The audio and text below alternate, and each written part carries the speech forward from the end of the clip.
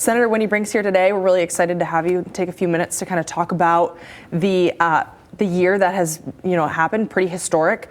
Of the historic things that's happened, is there one thing that stands out to you most over the last year? Yeah, that's a really hard question. We've been so busy. We had such a dense year in terms of policy and activity and a fantastic budget. So it's really hard. It's like picking a favorite child, and I can't do that either. So, but I would say some of the things that I think were just really impactful were the energy plan, for instance, being able to pass an energy bill, a package of bills that really sets Michigan on a path to lead not just the Midwest, but also in the nation as a state to be on a more sustainable path with energy that's more affordable, that's more reliable, and that's just cleaner and addresses climate change to the best ability that we can right now. Climate change is often a big, scary phrase for a lot of people. What does this package do that might help people understand a local impact to them? So, this is all about helping set us up for a cleaner energy future so that we can mitigate the impacts of climate change. So essentially that just gets us away from fossil fuels toward more sustainable methods of getting our energy to heat our homes and to light our homes and to cook. So moving toward electrification and doing so in a way that is not going to harm the environment and that slows the progression of climate change is really what it's about. Are there any differences that people will start to see in their daily lives because of this legislation? So there's money in this package for energy improvement. So, the cheapest energy is the energy you don't use, right? So being able to reduce the need for energy in your home by making improvements to the envelope of your home, maybe windows, those kinds of things, more efficient furnaces, that kind of thing. There's dollars in there, and they're specifically targeted to help those homes and those families that are most in need economically. So they're for everyone, but we also earmark dollars for those who really feel the pinch of those energy bills the most. Yeah.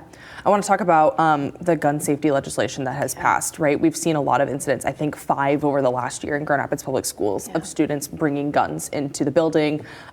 We saw the Ottawa Hills incident. Thankfully, metal detectors stopped that loaded gun from coming into school.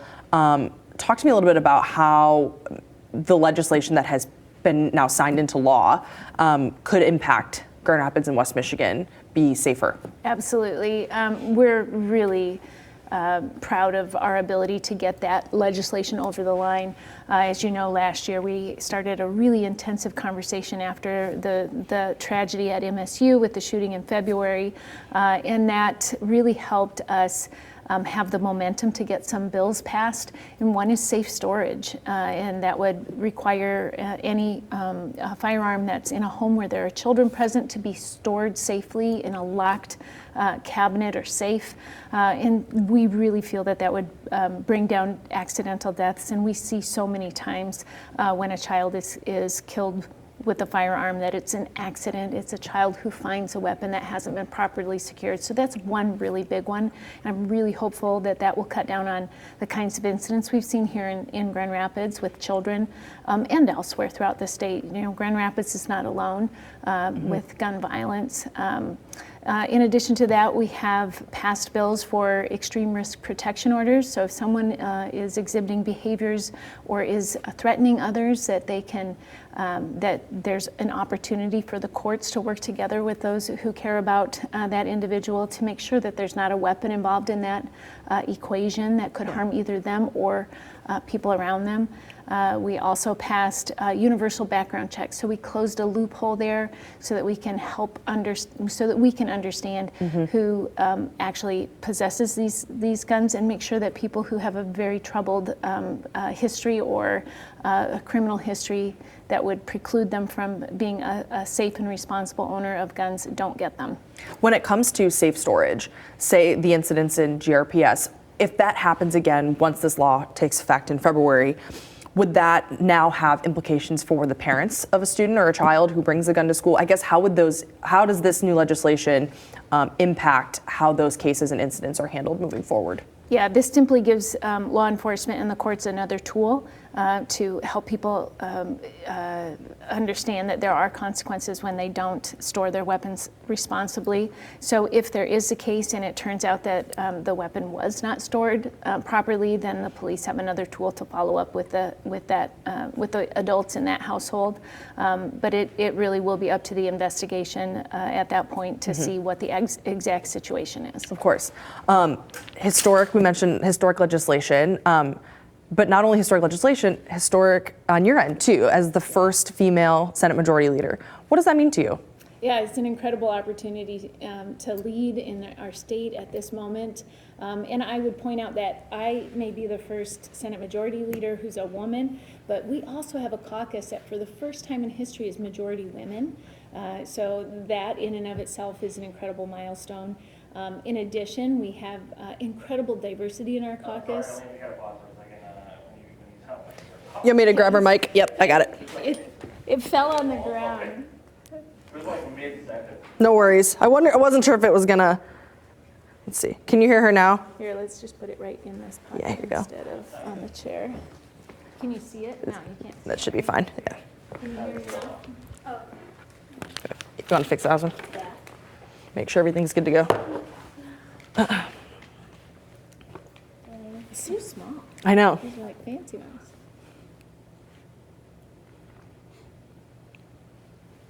Do you need me to talk? All right. You should be good. Cool, okay. Yeah, so you were talking about having a majority female caucus. Yeah, where shall I start? Why don't we start back at the beginning? So we talked about what does it mean to you to be in this historic role? Yeah, it's such an honor and a privilege for me to be the first woman Senate Majority Leader in the history of Michigan. So that's just an incredible experience at this time in Michigan's history, and to be able to have the year that we've just had, it's been very rewarding for me as an individual. But I would point out that I am not the only first. Our caucus is a majority female caucus. That's historic in and of itself.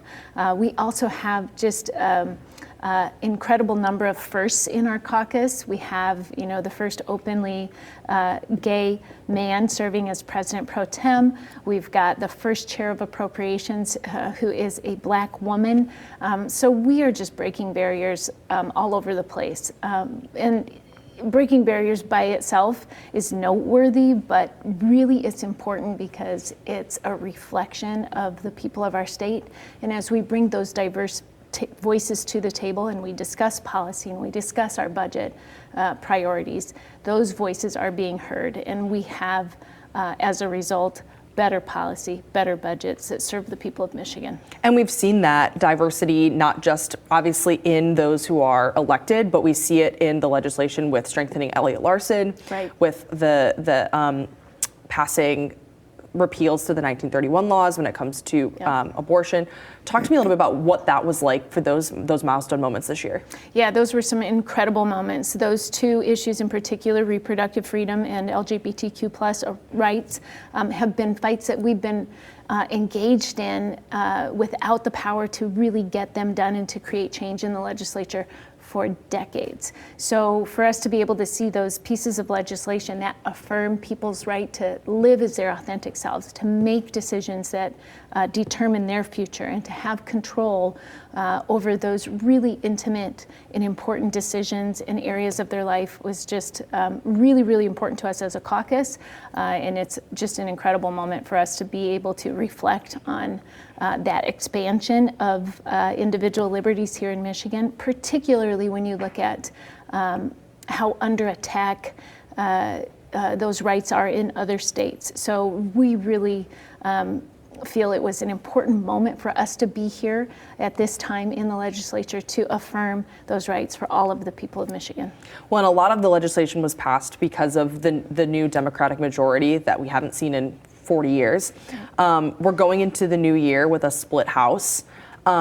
What kinds of, conversations have you heard, or maybe message to your House colleagues as we go into the new year, into a new session, about maybe it's bipartisanship or still getting work done, because it looks like it won't be until April at least before we see a potential majority shift back either to the Democrats or back to the Republicans. Right. And I'll just point out right off the top here, in response to that question, the seats that were vacated by those two members who ran for local office this past fall are almost guaranteed to be won by Democrats. So in April, after that special election occurs, we are likely to be back at a very solid Democratic majority with every seat in the State House filled.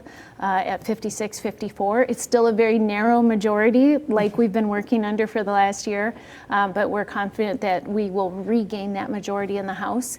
But in the meantime, all of our regular committee work will continue in both chambers. This is an opportunity for us to continue to work together with Republicans on issues that matter to the people of Michigan. Most people don't identify as Democrat or Republican based on where they are. We represent every single person in our state, and we listen to those voices of our constituents, whether they vote with us or not. So it's important for us to work together. We'll see a lot of opportunities to do that, both in the Senate and in the House and Senate together, as well as with the governor's office. Do you anticipate votes happening between, I guess procedurally, right? Committee work will still happen, hearings can still happen. But between now and April, do you anticipate legislation being passed and voted on? Is that something that we can hope for, that there will be bipartisan work? Yeah, absolutely.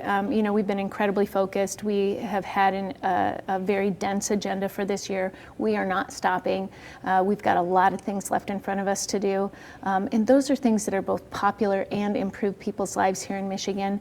We know that we can get bipartisan support for many of those items, as we have in the past year. Sometimes that's overlooked. But most things that we do and that received the governor's signature, got through the legislative process, received her signature, were bipartisan.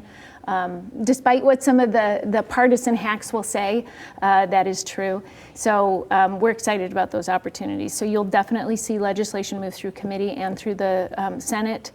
Some of those things will move through the House committees and wait for votes until April if they need to get the number of votes they need to pass. But we're confident we'll be able to get a lot of things done in that first quarter, even with what's going on in the House. Yeah. Is there bipartisan legislation off the top of your head that you're looking forward to looking at come the new year? Yeah, absolutely. We are in the middle of a pretty significant conversation about economic and community development legislation, so we'll continue to do that. We are talking a lot about prescription drug affordability, for instance. That's another great bipartisan package. We had some changes to the auto no-fault law to help really meet the needs of those folks who have been catastrophically injured, who had a lot of resources taken away from them for their necessary care. So we've got some of those things already in the pipeline that are totally bipartisan, and we're very interested in continuing our work on that. We'll see additional work on other things as well that I anticipate we'll get bipartisan support for. We've been working hard to establish positive relationships with people on both sides of the aisle. It's part of how I work. It's part of my philosophy as a leader. And we've got a fantastic caucus of Democrats in the Senate who take that very seriously. Yeah, absolutely. Is there anything this year that did not get accomplished that you hope to see in the new year? Obviously, you just mentioned several pieces, but is there anything else that you would have liked to see? There was a lot that happened this year. What else is there? Yeah, I would focus on those things. There's always more that can be done. We did pass a reproductive health package, and we got most of that over the line. We couldn't quite get the votes for a couple of things in the House, so it would have been great to get that done. We may have to try that again next year or the following year. But those are kinds of things where we'll bat some cleanup. But for the most part, what we set about to get done, we got done. Another big area I think that you heard the governor talk about in September and that we have been interested in working on in the legislature for some years is paid family leave. It's something that requires a lot of conversation, study. We're looking at what's happening in other states. We're doing some study of our population here in Michigan, trying to figure out exactly what that looks like. So that's an evolving conversation, but we'd love to see more work on that. I'm not sure that we'll get all the way through that next year, but that's another item that we've started that we'd love to see over the line. Yeah, paid family leave, that's a big one, right? So is that something that you anticipate would be mostly for like state and or public employees, or is that something that you hope could be available to beyond state employees? So that's a huge question right there, right? That's one of the things we need to answer. You know, is it opt-in? Is it something that both employees and employers come together around and are have an option to purchase or to buy into a program? Is it something we incentivize that companies and businesses offer their employees? So there's lots of questions yet around that policy that need to be answered before we can figure out exactly what it looks like in Michigan. So again, a lot of work to be done. Hopeful, but no guarantee that that will be happening really quickly, but it's certainly a valuable policy that could really improve lives in Michigan. If there's one thing that West Michiganders take away from our conversation today, or from the work that you've done over the last year, what would you like that to be? I think that when I think about what this means for people in my my district here in Wyoming or Kentwood or Grand Rapids, it's really all about children and families. I think, you know, we made efforts to make sure that we were improving access to housing. I know that's so difficult for so many families. We are making sure that children and babies have universal lead testing. We know that's been a big problem, particularly in 49507. We are doing things to improve gun violence prevention measures. We are looking at free meals. We've already started providing free breakfast and lunch for every kid in public schools. We've invested in our K through 12 schools like never before, trying to set our kids up for success, to be prepared for, you know, going out into the world and being successful, to make Grand Rapids and West Michigan a place where people's families want to come. They have good jobs, a roof over their head, you know, solid incomes, and they can really build a life here. Yeah. So every day when we go to work, we're thinking about the people in our districts and making sure that we're looking out for those families, for those kids, trying to create a life here, something that they can have hope in and really, really see themselves here in Michigan for the foreseeable future. Absolutely. A little off topic, but I want to ask about the Prop 1 legislation that passed. I know there was a lot of back and forth, and there was a lot of maybe pieces that weren't included in the final package. How do you feel about the final package, and is there anything you'd like to see in addition passed when it comes to transparency laws? Yeah, I think this was a first step when it comes to transparency and ethics. I think, you know, we've seen troubling stories over the last couple of years about abuse of power and the interaction of unaccountable dollars in politics. There's certainly things that we can do about that in legislation in Michigan.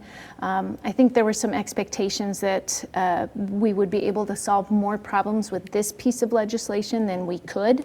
I think we have established a solid foundation with this. It's important to reveal when there are potential conflicts of interest that are personal financial benefits for legislators that could be impacted by decisions in front of us. And I think we achieved that at a foundational level. But there are plenty of other ethical questions that could be answered with positive legislation. You'll see more of that. And not exactly the same thing, but on the same, in many of the same conversations, you'll hear a lot of interest in more transparency in what happens in state government. So one of the first things you'll see hearings on in the Senate next year is FOIA legislation, Freedom of Information Act, so that the business of the state legislature and the governor's office and tops of departments is more transparent and available to the public. It's important because people need to be able to trust that we are acting in their best interest. And right now, just simply not knowing causes a lot of doubt. Yeah. So it's something that almost every other state has managed to do, and we need to be able to join them. Yeah, Michigan's ranked really low as far as sunshine laws for a long time, so it's encouraging to hear.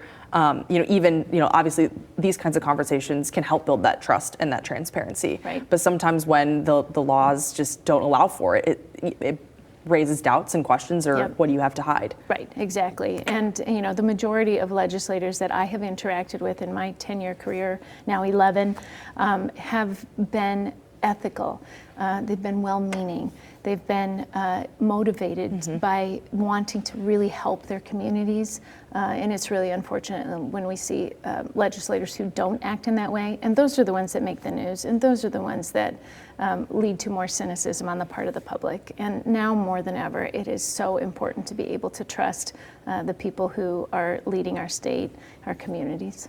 Is there anything I didn't ask you today that you want to touch on?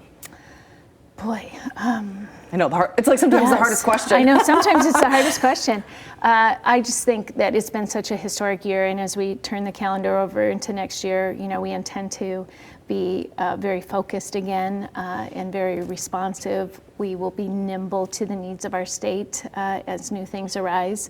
But it's an optimistic time for us, and I hope that the people in our communities are recognizing all that the state can do to help make their lives better. Absolutely. Thank you so much for your time today, Yes. Senator. I really appreciate it. Thank